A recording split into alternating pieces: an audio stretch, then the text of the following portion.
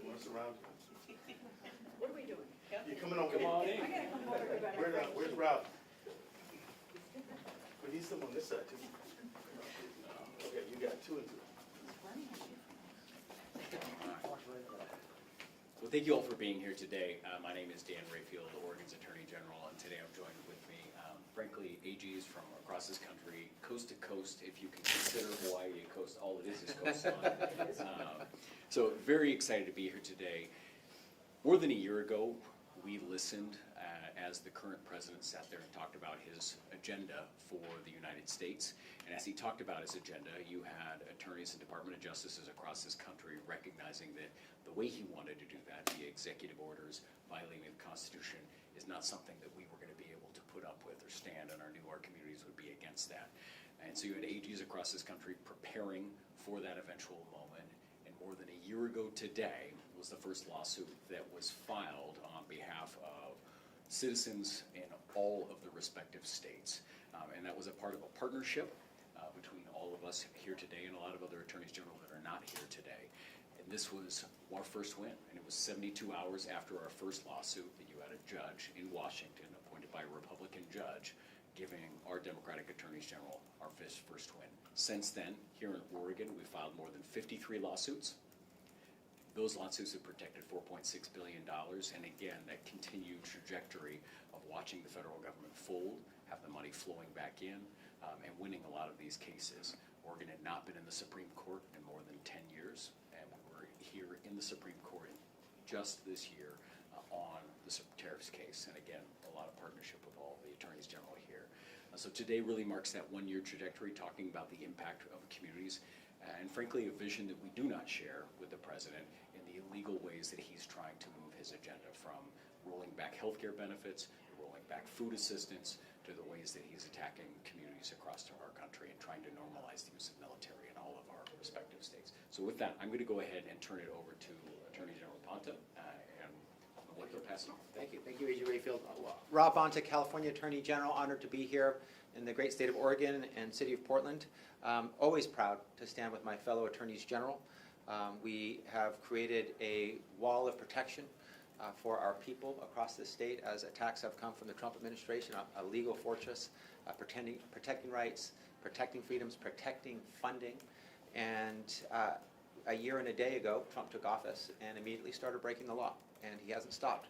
He has been blatant and brazen, consistent and frequent in his lawlessness. He is a repeat offender.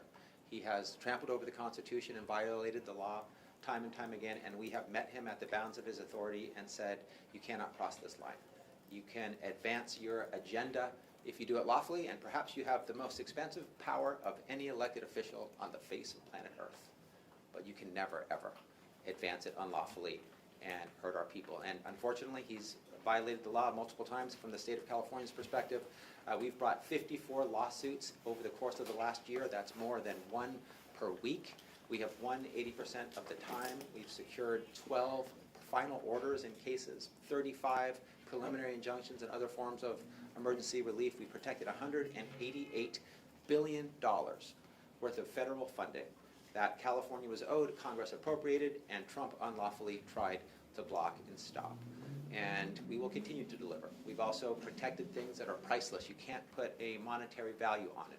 Things like your constitutional rights, the right to birthright citizenship, the right to vote.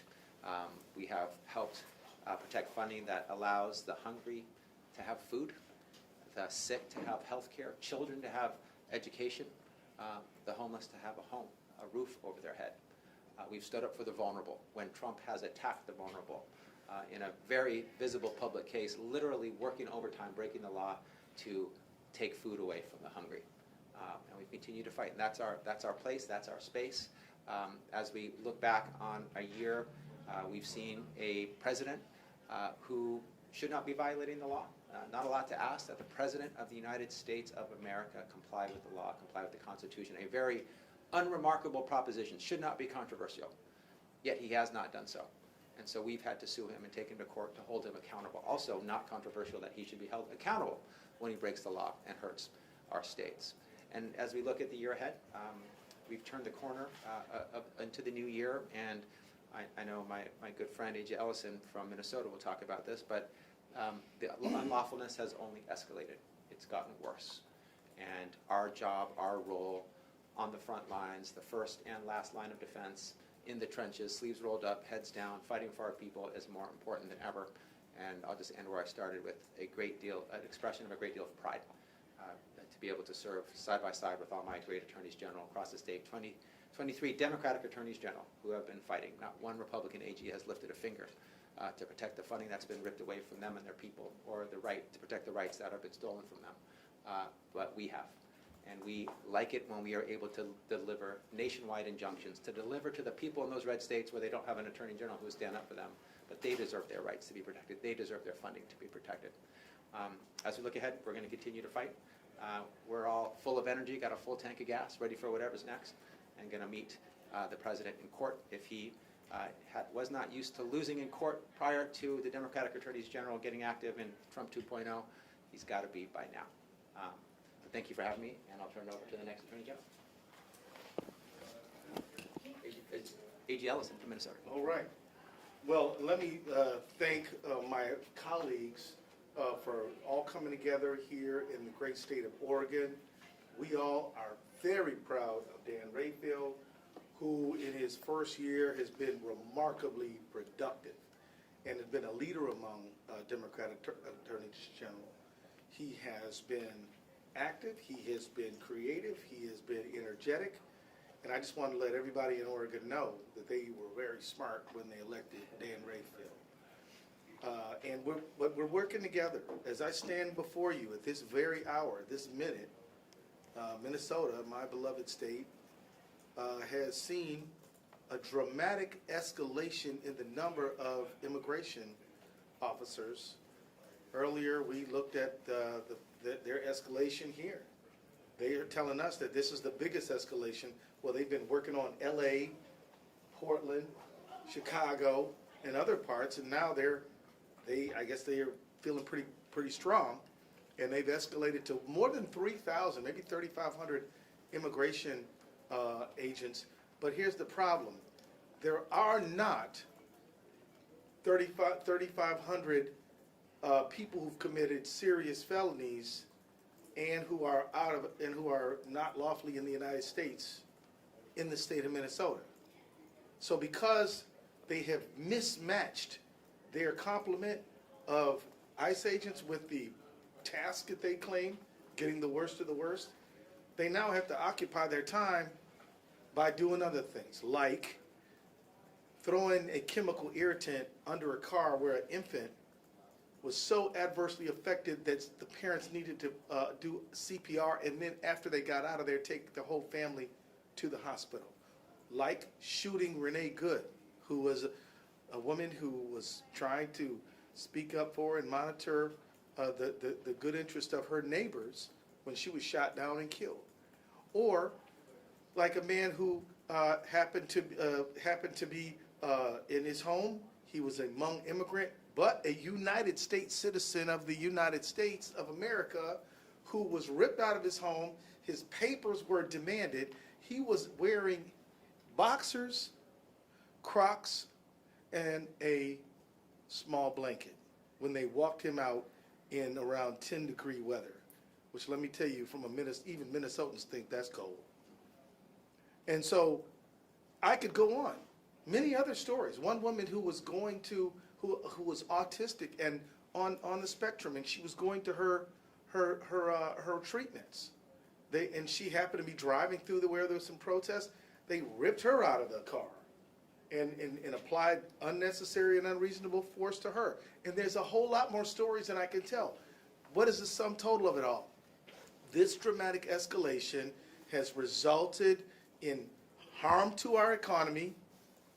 Workers aren't going to work. Consumers aren't going to buy things. Restaurants are empty. Schools attendance is way down. In places like the Mercado Central and other places that have been revitalized by new Americans are just like a ghost town.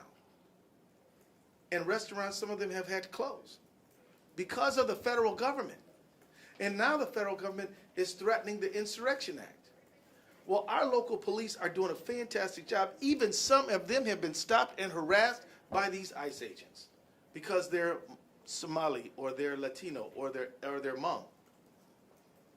And as a result, metropolitan chiefs of police have had to do press statements demanding that ICE respect people because their own officers are being impacted. And so that's what's going on in my town right now. We filed a lawsuit and we have support from colleagues.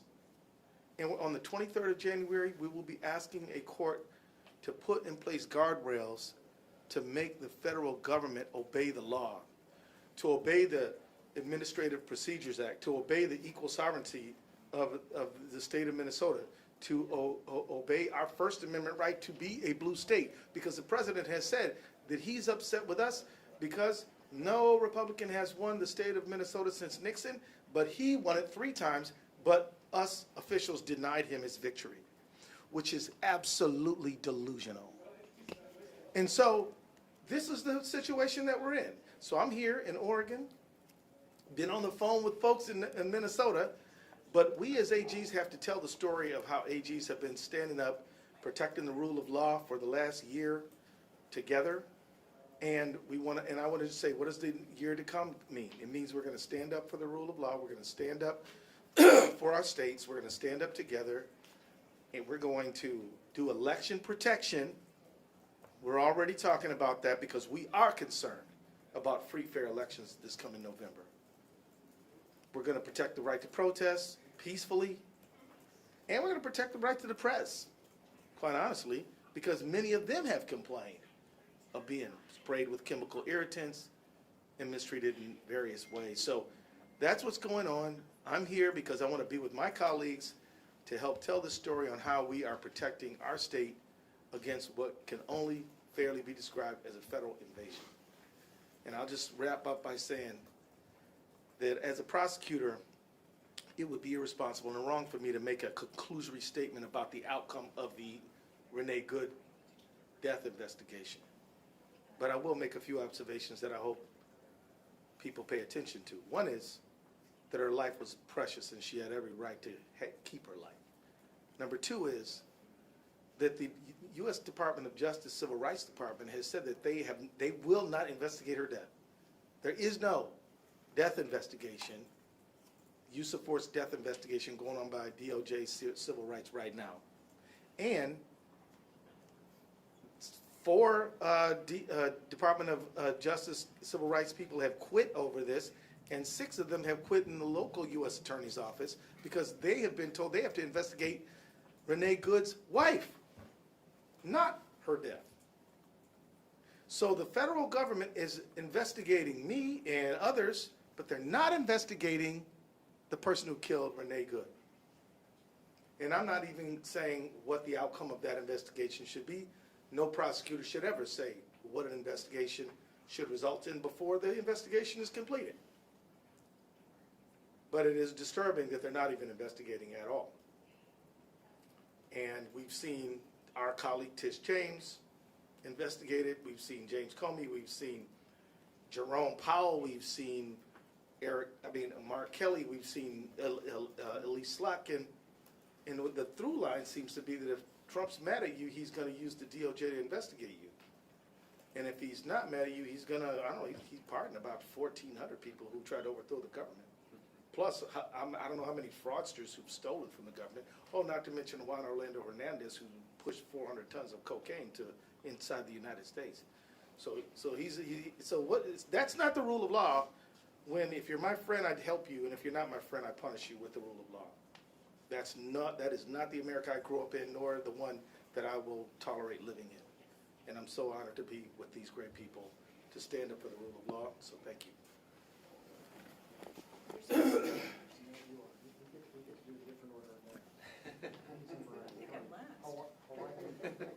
Usually when your last name starts with L, you're not last. So I was a little nervous here. I am really happy to be here, and one of the things that I think demonstrates our collaboration and our passion and commitment is, in my case, watching my colleagues who demonstrate what real public service means, who demonstrate what it means to have a commitment to the rule of law. You don't see A.G. Ellison going on TV making these conclusory statements like you see from the federal government. For example, Ms. Good was a domestic terrorist because she was driving her car. What I think is important for people to see is that we're now 24 Democratic attorneys general. For the last year, and as we continue, we are the only government agencies fighting against this federal administration. The only government officials, which at this point should be startling to everybody, because as everybody has said,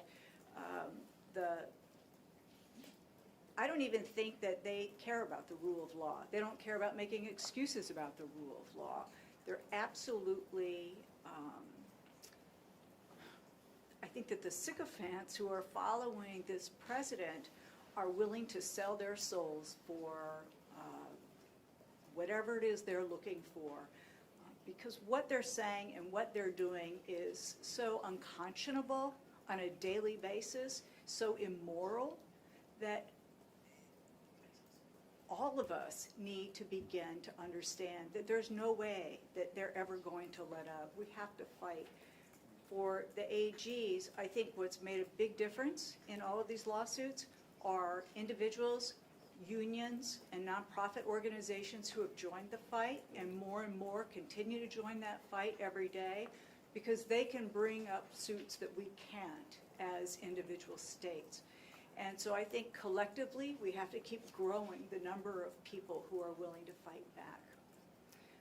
I'm really excited to be with all of these guys. In Hawaii, we don't have some of the issues that mainland states have, particularly with ICE. But in Hawaii, like the other states, we have fought very hard to make sure that educational funds continue, SNAP funds continue, that NIH funds continue. The United States has been the leader in biomedical research for decades.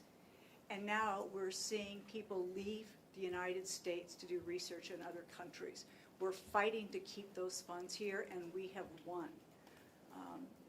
Hawaii is much smaller than these other states, but for us, we have prevented over $1 billion from leaving our state in already congressionally appropriated funds. Everything we're doing is important, and I want to invite all of our Republican colleagues to join us in this fight. These issues are not partisan. Feeding children should be a bipartisan issue. All of these should be. So thank you. Well, good evening. My name is Aaron Frey. I serve as Maine's Attorney General, and I want to echo that it is a privilege to be joining all of you here in Oregon. I appreciate Dan Rayfield not only inviting us out, but setting up what is really an important part of the work that we can do collectively as Attorneys General, and that is listen to what it is that people are feeling to help inform us how it is that we're going to go out doing our jobs. And I think that's important. What you've heard already from those that preceded me, but I think is worth really highlighting, is we thought about what the Trump administration might look like well over a year ago, right? We're dealing with a year today of the Trump 2.0, but we've been thinking about that. Not with the idea that we wanted to engage in litigation against the President of the United States. Of course, we maybe in a naive way thought that perhaps some of the better angels might smooth out the rougher edges of what we've seen with this Trump administration. In fact, it's been quite the opposite, and there have been no governors whatsoever on this president in the way in which he has administered his office.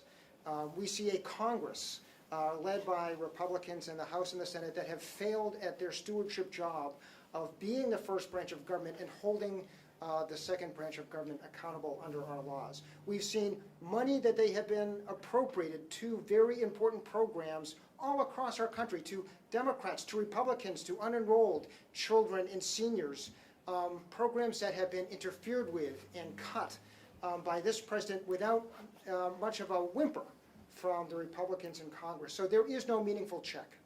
As we heard Attorney General Lopez mention earlier, it has been the job of state attorneys general, particularly Democratic state attorneys general, at ensuring that our citizens are looked after, that the promises of government that Congress has made continue to flow, that when we have a president who does not consider that acting lawfully is a part of his stewardship job, is a part of the oath that he took, we remind him in court. And so far, we have been very successful. As you heard Attorney General Bonta point out, we have been successful at a high percentage at the federal and appellate court levels. We're working on the Supreme Court, although it's going a little bit slower, but when they finally do have to make a decision, we have been seeing success, not because we want to take this fight to the president, but because we have to. There's a colleague of ours who often says that when she wakes up in the morning, she's not looking to sue the President of the United States. But she's not going to shirk from her responsibility as a steward of her state, as somebody who took the oath of office of Attorney General in her state, to ensure that the citizens of her state continue to enjoy what it is that has been promised by our Constitution, which is that everybody, and that includes the President of the United States, are accountable to the laws. This is not a new idea. It's an idea that we were founded upon because of those abuses of power that really led to the formation of our country. Sure, it was 250 years ago, but we've had a long experience of how operating under the law really does well for all of us.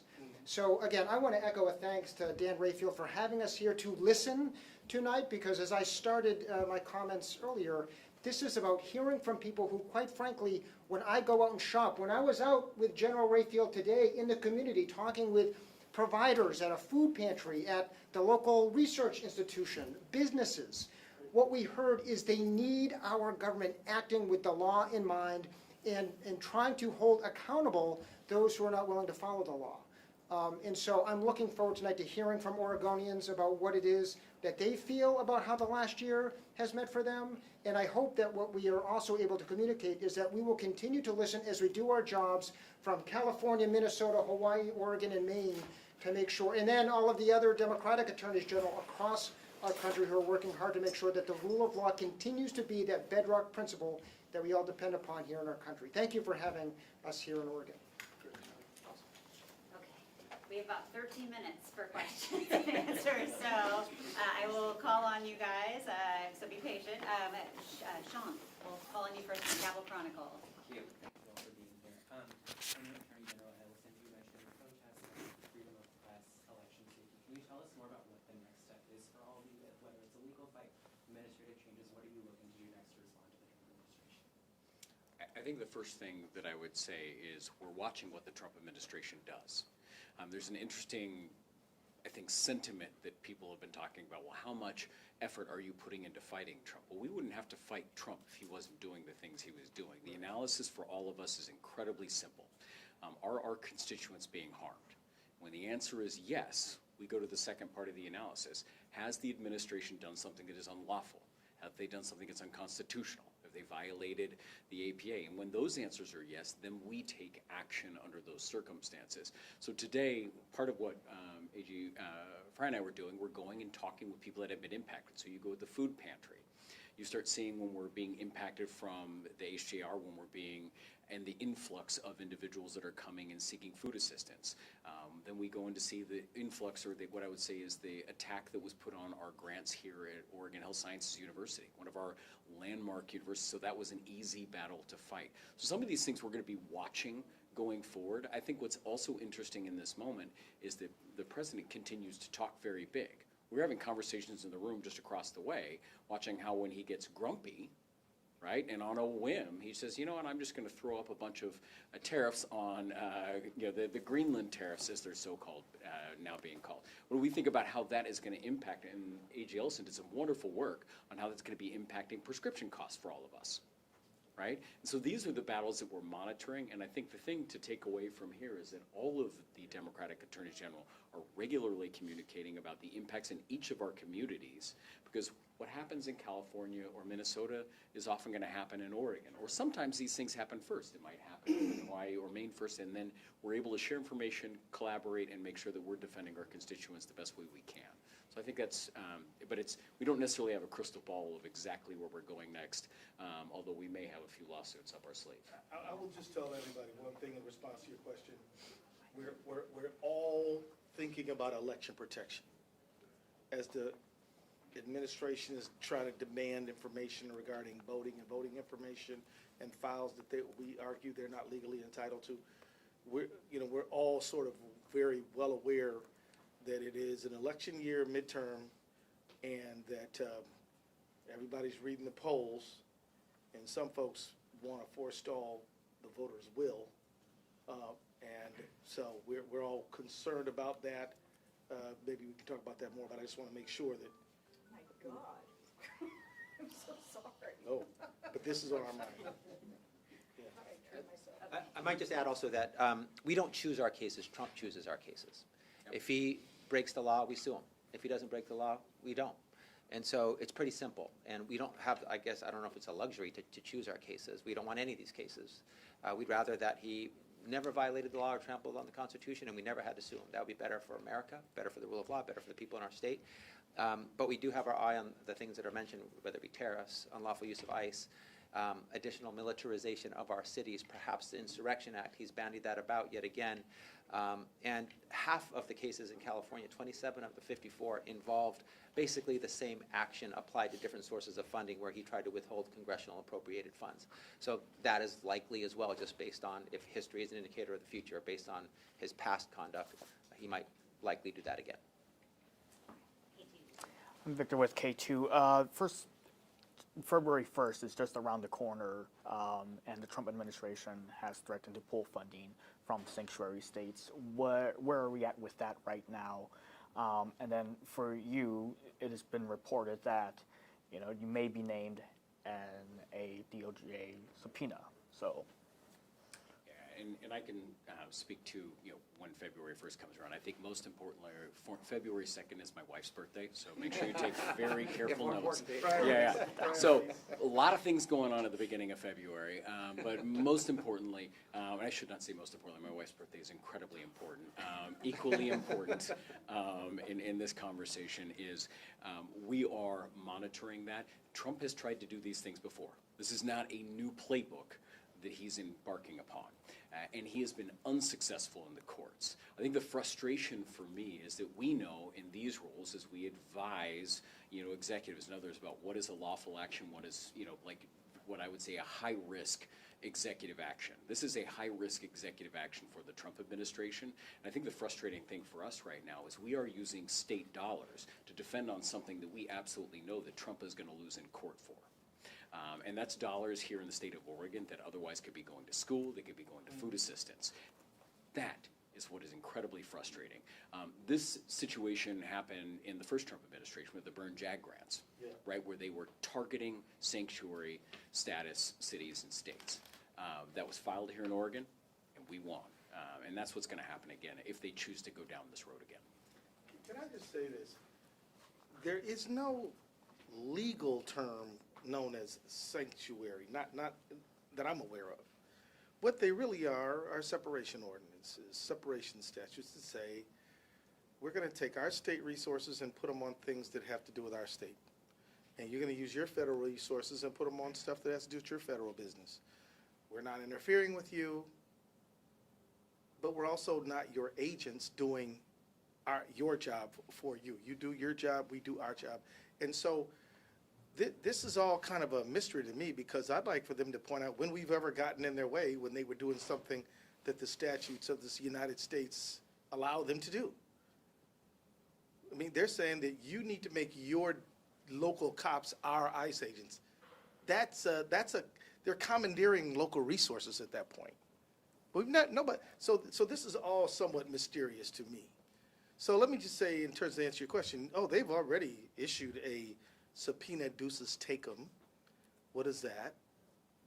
That's not a subpoena for me to show up. It's a subpoena for documents in the possession of my office to show up, and that's already issued. That's already happened, and the date for the production has not happened, but the issuance happened. I think it was yesterday.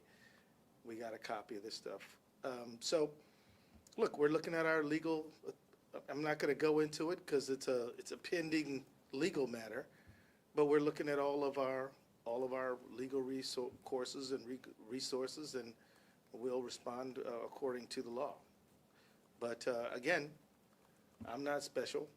They've already gone after Tish James. They've gone after James Comey. They've gone after Mark Kelly. They've gone after Elise Locke, and they've gone after Jerome Powell. Who else? Who am I leaving out? Lisa Cook. I mean, they're just like, this is a president who says, if I don't like you, I'm going to send my people after you. And as I said before, the one person who's not under federal investigation is the person who killed Renee Good.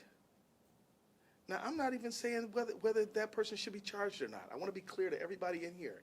I am not making a preordained conclusion as to whether the case is chargeable or will be declined. They're not investigating it. Y'all understand what I'm trying to say here, right? I mean, how can you have a dead woman and by a federal agent, and nobody's even saying what happened here? All we want is the truth. So, does that answer your question, sir? Yeah. Okay, we got about 5 minutes left, sorry. Erica with State Line. Hi, Erica with State Line. There aren't a lot of great examples of states prosecuting federal agents for. There's plenty of examples. Well, I was hoping you could elaborate on what they are and how you might pursue them. And this is kind of a two-part question, but I was also curious what is coming into some of the tip lines that some of the states have set up to gather information about perhaps unlawful or unconstitutional federal actions. So let me just say one thing clear. When the vice president said that there's absolute immunity, this is absolutely a misstatement of the law. It is untrue and it is absolutely wrong. It's true that there is a limited immunity under something called the Supremacy Clause. And basically it says that the officer does have some immunity if they're basically doing their job, and they're doing their job in a way that is necessary and proper. And if they can show what they're doing is necessary and proper, they can get some immunity. I think it's an open question as to whether you shooting somebody through the side window is necessary and proper. And so, I'm not making a conclusion. I will say that the idea that they're absolutely immune is a misstatement of the law, and it is dangerous misstatement of the law, because I don't want any ICE agent or Border Patrol agent or any agent to think that they can just kill people and then that's it. That's a misstatement of the law, and it's dangerous, and it could invite what's known as moral hazard, which means excessive risk-taking. So, you want some examples? Here's one. What about Ruby Ridge? You ever heard of that one? State of Idaho wanted to prosecute the people who killed Randy Weaver's wife. They were cleared to do so. They decided that they didn't want to, but they had every right to do it. Let me give you another example you may have heard of. You ever heard of the Boston Massacre? It's not exactly analogous, but we are talking about local authorities in Boston prosecuting imperial agents of the colonial power, the central government in England, and they were prosecuted. 2 of them were convicted. John Adams actually represented a few of the imperial officers, and this incident was in the minds of the framers of the Constitution when it was written. You understand what I'm saying? My point is, when Madison and Hamilton and all of the people who framed our Constitution sat down to write it, the Boston Massacre was fresh in their mind. It was in 1770. We're talking about an event was a few years before, 20 years before. They were thinking about this event, and they would have never conceded the state's authority to prosecute a federal officer. They had it in their mind. That when so it's important to keep in mind this: the states of the United States predate the United States. It is federal courts that are limited, not state courts. State courts have plenary power. You can prosecute crime, family law, what? Contract law, real estate law, anything you want, torts. It all goes through state court, but only certain things go. You have to figure out a way to get into federal court, and it has to be fairly limited and prescribed. So there is no barrier at all. Now, by saying this, I don't want to imply to you that we've concluded that we're going to charge anyone. We don't know yet, because all of y'all who have watched Law and Order, what happens first? Investigation. What happens next? A decision on prosecution. So we're not going to put the cart before the horse. But the idea that the state can prosecute a federal agent is absolutely clear. And I will also just tell everybody this. It's true that the feds are denying us access to the investigative file. It's also true that there's no statute of limitations on murder. AG Rayfield, it's 5:40. We're doing a hard time to end at 5:40, so. Can you just quickly speak Yeah. to the investigation with the CBP agents and just where that stands? Yes, so we're in a very different situation than Minnesota, and again, I think we approach this at the Oregon Department of Justice from a values-based perspective. We want transparency for Oregonians. That's what people are interested in. It's what we all are interested in, and when appropriate, we want accountability. All of those steps, the first thing you have to do is conduct an investigation. Here in Oregon, the FBI is conducting an investigation into that, and the Oregon Department of Justice is also in partnership with the DA Vasquez as well as Portland Police Bureau. We're also conducting an investigation into what occurred. It is my hope that when we get to the end of this, and I do believe when we get to the conclusion of this, that we will have enough information available at the Oregon Department of Justice for us to complete our work to ensure that there is transparency in this process, and that there, if appropriate, that there is accountability. And again, it is very important that nobody prejudge what has gone on, right? Justice is something that should be blind, right? We should walk through this and see what the facts are, and that's what we're really committed to doing in this event. So that's, unfortunately, there's not much more than that. I really quickly to the tip line, just so you know, we did set up a tip line for information on this and many other things, frankly, and so that is something that we are internally processing, looking for patterns, trends, and again, I couldn't emphasize more that it's very important for heads of agencies, for elected officials, to make sure that they are stating the law appropriately. There is immunity, but when you start misstating the law, you start to create culture problems. And I think the statement moral hazard is something that is incredibly important. So for us moving forward, again, we're really trying to do this sanitized and do it properly, which is why I've been incredibly quiet on the facts of the investigation. I just have one quick question for Attorney General Frey, if that's okay. We want, yes, he traveled from Maine. And then we got to get our lives together. Okay. Quick. There's an immigration enforcement surge in your state. It's been called Operation Catch of the Day. Do you know how many people have been arrested so far under that operation? I don't have confirmed information. We were aware of rumors that I could not get confirmed by federal authorities in advance. And so I do know, I wouldn't call it there's a number, not quite what Minnesota's experiencing, not quite what Los Angeles or Portland, Oregon experienced. Don't have the numbers yet. I've heard around 50, but that's really through press reporting, not through numbers that I've received through law enforcement. Thanks, guys. Thanks, everybody. Thank you. Thank you.